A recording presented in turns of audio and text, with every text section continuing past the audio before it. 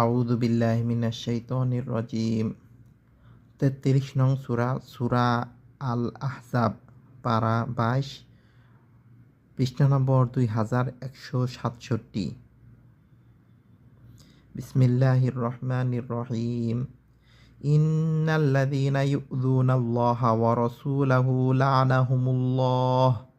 লা'নাহুমুল্লাহু ফিদ দুনিয়া ওয়াল আখিরাতি ওয়া আ'আদ্দা লাহুম আযাবান মুহিনা।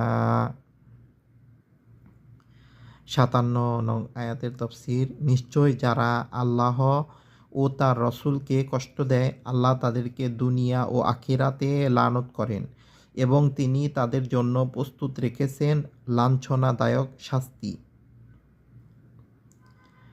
ওয়াল্লাযীনা ইউযুনাল মুমিনিনা ওয়াল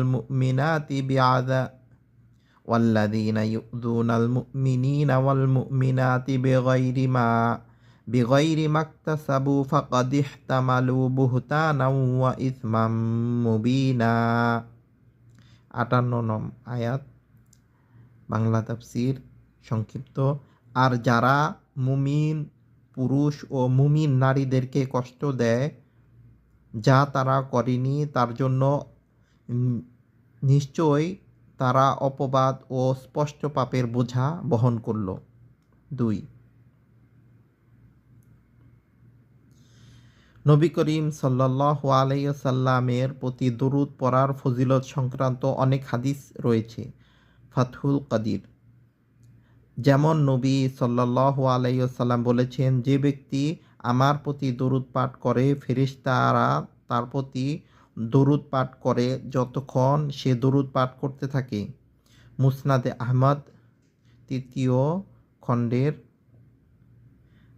৪৪৫ নং, ইবনে মাজাহ ৯০৭ নং। আরও বলেছেন যে আমার উপর একবার দরুদ পড়ে, আল্লাহ তার উপর ১০ বার দরুদ পড়েন। সুবহানাল্লাহ। মুসলিম ৩৮৪। অন্য হাদিসে এসেছে রাসূলুল্লাহ সাল্লাল্লাহু আলাইহি ওয়াসাল্লাম বলেছেন, কিয়ামতের দিন আমার সাথে থাকার সবচেয়ে বেশি হকদার হবে সেই ব্যক্তি যে আমার উপর সবচেয়ে বেশি দরুদ পড়বে। তিরমিজি ৪৮৪।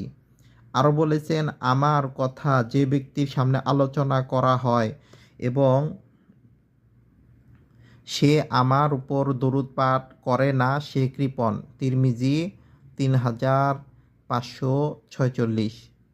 ১, যে ব্যক্তি রাসূলুল্লাহ